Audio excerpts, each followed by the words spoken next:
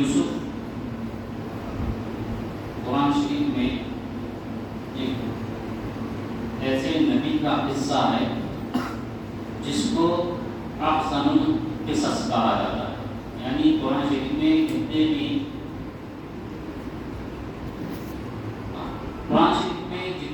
قصے بیان کیے گئے ہیں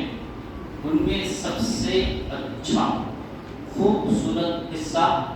یہ سورہ یوسف کا قصہ ہے. حضرت یوسف علیہ السلام کا قصہ. اس سورت میں شروع کی ایک رکوع کے بعد سے یعنی دوسری رکوع سے لے کر تقریباً آخری سورت تک حضرت یوسف علیہ السلام کی پیدائش، پھر ان کا بچپن اور ان کے بھائیوں کا ان کے ساتھ معاملہ،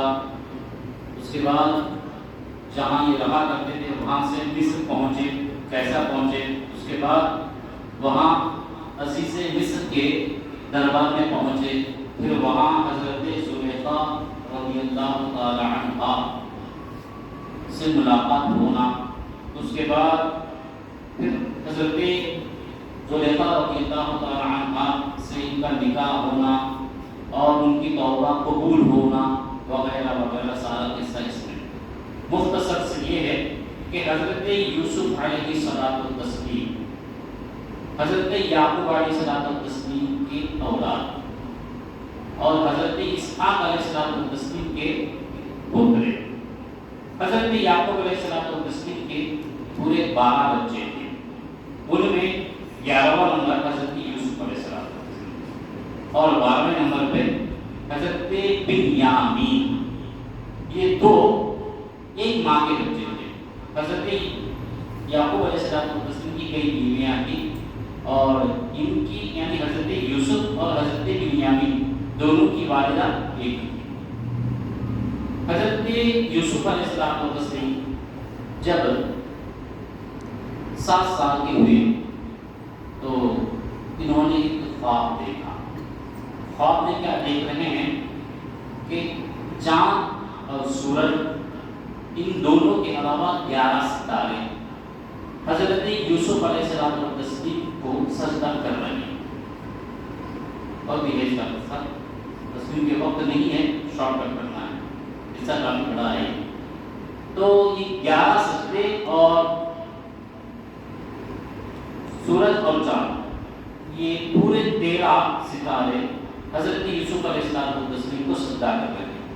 یہ خواب جس وقت میں دیکھا گیا، جس دن دیکھا گیا، یہ انہوں نے اپنے والد ماجد یعنی حضرت یعقوب علیہ السلام کو سنایا. حضرت یعقوب علیہ السلام نے خواب دیکھنے کا ٹائم اور خواب دیکھنے کا دن اور 11 ستارے زمین کے قریب کون سے ستارے ہیں سورج اور چاند کے علاوہ دیکھنے کے بعد اس نتیجے پر پہنچے ہیں کہ میرے 12 بچوں میں سے اگر میرے نبوت کا کوئی وارث بنے گا تو وہ یوسف بنے گا. انہوں نے پہچان کی. اس کے بعد حضرت یوسف علیہ السلام سے کہا یہ قصہ یہ خواب کسی کو بتانا تھا، کیونکہ ان کو اندیشہ تھا کہ ان کے علاوہ جو 11 بھائی ہیں یہ ان کو نقصان پہنچائیں گے. بہرحال ایسی کئی دن گزرے. اس کے بعد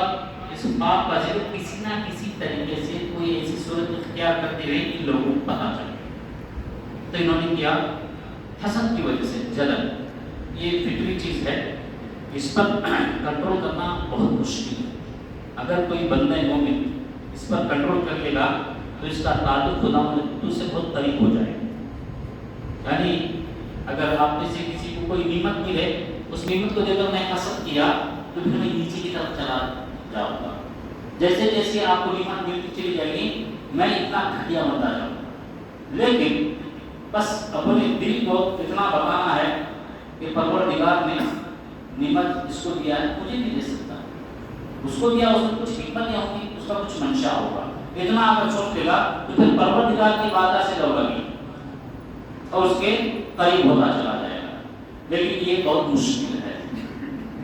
کیونکہ ہم دنیا میں ہیں اور دنیا داری کے ساتھ ہم لگے ہوئے ہیں، جڑے ہوئے ہیں. اس سے بچنا بہت مشکل ہے. پھر بچنے کا طریقہ کیا ہے؟ بچنے کا طریقہ یہ ہے کہ جو کچھ تمہیں ملا ہے اس پر صبر کرو اور خدا کا شکر ادا کرو. صبر اور شکر یہ دونوں چیزیں ایسی ہیں کہ صبر کرنے والا بھی شکر کرنے والا بھی دونوں کی دونوں جنت. بس صبر اور شکر کا نام کھانے رکھو, کسی کی کتنی ہی بڑی نعمت ملے تم پر اثر نہیں پڑے گا.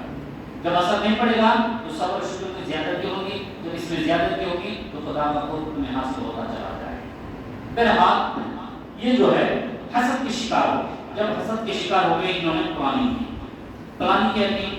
کہ کسی طریقے سے ہمارے والد مالک ہم دیکھتے ہیں زیادہ محبت کسی سے کرتے, یوسف سے ہی کرتے ہیں. ہاں کوئی خاص بات ہونا کسی کو کرتے ہیں, جب یہ بیمار ہو جاتا ہے اسے کوئی چوٹ آ جاتی ہے تو بڑی فکر کرتے ہیں اور یہ معاملہ ہمارے ساتھ نہیں ہوتا. بچپنا تو انہوں نے پلان کی کہ کیونکہ چھوٹے ہیں 11 نمبر پہ ہے, بڑوں نے سب پلان کی کہ کسی نہ کسی طریقے سے اس کو ایسے ہٹانے کا یہ ہے کہ مارا نہیں, قتل نہیں کرنا ہے, کہیں نہ کہیں دور پہنچاتے.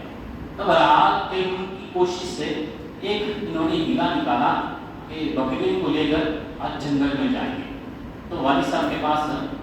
رات کے وقت آئے. رات کے وقت مطلب سورج ڈوب گیا اس وقت آئے, دوسرے دن جانا ہے, ہم سب مل کر پورے 12 بھائی جا رہے ہیں. یوسف آپ کی خدمت کر دیتے ہیں, ایک مرتبہ اجازت دے دیں تاکہ وہ ہمارے ساتھ آ جائے, ہم اسے جنگل بتائیں گے, بکریاں کیسے چلانا یہ بتائیں گے وغیرہ وغیرہ باہر دیں گے. لیکن حضرت یوسف علیہ السلام کے والد حضرت یعقوب علیہ السلام نے کہا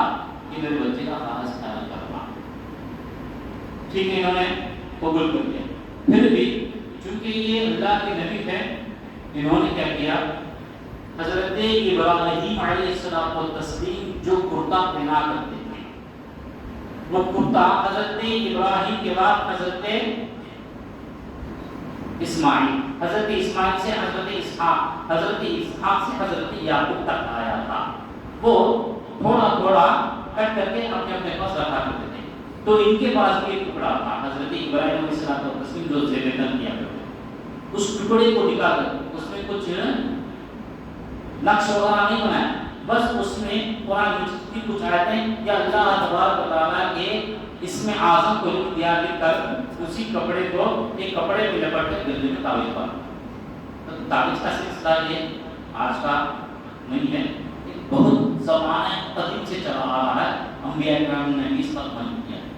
بشرط یہ کہ اس میں کفریہ کلمات نہ ہو اور اس میں اللہ کے علاوہ کسی سے مدد مانگنا نہ ہو, بلکہ اللہ کے ناموں کے ذریعے مدد مانگی جائے تو یہ جائز ہے اور ہم بھی یہی کرتے ہیں. یعنی سنی اعظم کا کام ہے نا, اس میں نمرود کا نام شداد کا نام نہیں لکھتے ہیں. کیا لکھتے ہیں؟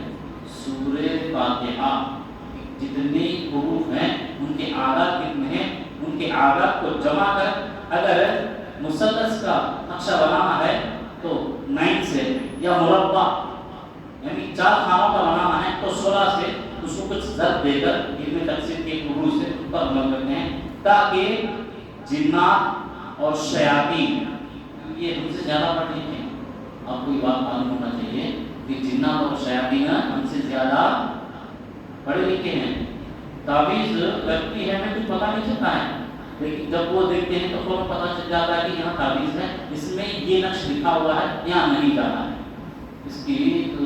ظاہری وجہ میں بتا دوں, ظاہری مثال وہ گلیکسی پاؤڈر آتا اور لکشمن ریکھا وغیرہ آتی ہے, ہم گھس دیتے ہیں. مجھے یا میرے بچوں کو نہیں پتا چلتا وہ چلے جاتے ہیں, لیکن جو کیڑے ہوتے ہیں ان کو معلوم ہوتا ہے یہاں نہیں جانا. کہ کیسے پہنچ جاتے ہیں؟ اللہ نے اس کا علم ان کو دے رکھا ہے جو ہمیں نہیں ہے. بنانے والے نے بنایا ہمیں نہیں معلوم ہے, استعمال کرنے والے نے بھی استعمال کیا لیکن ہمیں نہیں معلوم ہے. یہ اس چیز کے لیے آتا ہے, یہاں سے 2 مانگی اور واپس چلے جائے گی, کیڑے مکڑے آئیں گے, جھنگور آئے گا اور واپس چلا جائے گا. بہرحال بتانا مقصد یہ ہے کہ کچھ علوم ایسے ہیں جو انسان کو نہیں ہیں, لیکن اللہ تبارک و تعالیٰ نے ان کو دے رکھا ہے. یہ دیکھ لیتے ہیں کہ یہ سورہ بقرہ کی نقش, یہ سورہ فاتحہ کی بقرہ کا بات دوسری تو تعویذ دے دی ان لوگوں کے تعویذات کے لیے اور چلے. حضرت یوسف علیہ السلام کو تسلیم نہایت خوبصورت, کیونکہ خوبصورتی جانتے کیسے تھی, ایک مرتبہ دیکھیں گے بار بار دیکھنے لگے گا, بار بار دیکھنے کا دل کرتا تھا، اور ان کی خوبصورتی ایسی تھی کہ اپنی طرف ہر انسان کی نظر کو کھینچ لیا کرتی، کوئی بھی دیکھتا بغیر دوبارہ دیکھے یا 3 مرتبہ 4 مرتبہ دیکھے اپنے آپ کو روک نہیں سکتا تھا، ایسے خوبصورت تھے، 7 سال کی عمر میں، ابھی جوانی کا عالم آ گیا ہے۔ تو کیا ہوا، چلے گئے اور جنگل میں ایک پرانا کنواں جس سے پانی لوگ نہیں نکالا کرتے تھے، ہاں بس تھوڑا سا پانی اس میں رکھا کرتا تھا، تو اس میں انہوں نے کیا کیا، اس میں ڈالنے سے پہلے ان کا اوپر تک تمیز نکال کر خوب مار، یعنی حسد پوری نکالی، خوب مار کے نشانات ڈالے، اس کے بعد جہاں سے مارنا نہیں تھا اس کنویں میں انہوں نے پھینک دیا، جیسے ہی اوپر سے پھینکے اللہ تبارک و تعالیٰ نے حضرت جبرائیل کو حکم دیا کہ میرے یوسف کو نیچے نہیں گرنے دینا، تو فوراً آ کر پکڑ کر اس میں بڑا کالا پتھر تھا اس پر بٹھانے کے بعد اپنا ہاتھ پھیر دیا، جتنے بھی بات ہے سب چلے، اس کے بعد اس تعویذ کو کھولا، اس تعویذ کو کھول کر وہ جو اندر کپڑا تھا اس کپڑے کو کے اوپر ڈال دیا، ڈالتے ہی جب سورج ڈوب گیا تو اس کپڑے سے چمک نکلا، جو کپڑا نبی سے مس ہو جائے، ایک نبی نہیں، حضرت ابراہیم، حضرت اسماعیل، حضرت اسحاق، حضرت یعقوب اور ایک نبی حضرت یوسف، 5 کے جسم سے ٹکرا گیا معمول کپڑا، ہاں لیکن اس سے روشنی آئی، اور ایسی روشنی تھی کہ اس روشنی میں کوئی مضر جانور، کوئی کیڑا پتنگا ان کے قریب نہیں آ رہا، اور حضرت جبرائیل علیہ السلام تسلیم جو ہے ان کے لیے کچھ نہ کچھ لا کر کھانے کے لیے دیا کرتے، ایسے کئی دن ہو ان کے بیٹھ ڈیلی آتے تھے کہ یوسف وہاں بیٹھا ہوا، چلو آج ہے زندہ کل مر جائے، ایسے کئی دن گزر گئے، لیکن اس جگہ سے ایک قبیلے کا گزر ہوا جو وادی مدین سے لے کر مصر جانے والا، جاتے جاتے ان میں سے کا ایک آدمی دیکھا، لیکن اس کے آثار بہت قدیم معلوم ہو رہے، دیکھا کچھ پانی نظر آیا، تو اس نے اپنے پاس جو ڈور رکھا تھا اس ڈور کو اندر کر دیا، جیسے ہی ڈور اندر گیا حضرت یوسف علیہ السلام اس کو پکڑ لی، کھینچ رہے تو وزن ہے، اب کھینچتے چلے گئے، جیسے ہی وہ اوپر آئے اس آدمی نے دیکھا کہ اتنا خوبصورت بچہ میں نے میری زندگی میں دیکھا ہی، ہاں، اور اپنے قبیلے والوں کو آواز دیا، بڑا عجیب خوبصورت بچہ مجھے ملا ہے، اپنے قبیلے میں لے جا کر کئی دنوں کے بعد یہ کیا ہے، کون ان کے بھائی کیا ہوگا، دیکھیں انہیں حضرت بنیامین کا کوئی دخل نہیں تھا، ان کے علاوہ جو 10 تھے ان کا دخل تھا، دیکھیں کیونکہ وہ چھوٹے تھے نا ان سے، یوسف نے کہاں چلا گیا، دیکھو کوٹ نکالا، نشانات کو دیکھیں، اچھا یہ آدمی ہیں ہر دبی ہوئے یا بندے دبے ہوئے ٹوٹے ہوئے، دیکھا تو وہاں قبیلہ تھا، قبیلے میں جا کے دیکھے تو حضرت یوسف بیٹھے، کہا جا کر انہوں نے کہ یہ یوسف یہ ہمارا غلام بھائی کی کا ہے، یہ ہمارا غلام ہے، بڑا ناکارہ ہے، نکما ہے، کام وام نہیں کرتا ہے، بس اسے اپنے بزرگ سے بڑا ناز ہے، کام وام نہیں کرتا ہے، لہٰذا ہم اسے واپس لے جائیں گے، تو انہوں نے کہا نہیں ہم نہیں دیں گے، اگر تمہارا غلام ہے بیچ دیجیے، ٹھیک ہے تو بیچ دیں گے، تو بڑے سستے داموں میں بیچ دیے، حضرت یوسف دیکھ رہے خاموش رہے، کیونکہ پھٹے تھے نا وہاں کھڑے خاموش رہے، اس کے بعد وہ قبیلہ وہاں سے مصر پہنچ گیا، کئی دن نہیں پہنچتے تھے، مصر پہنچ گیا، جب مصر پہنچا تو وہاں قبیلے والوں نے بڑے اچھے انداز سے ان کو رکھا، اس کے بعد غلامی کو تھا بیچنے کے لیے ایک بازار میں لے گئے،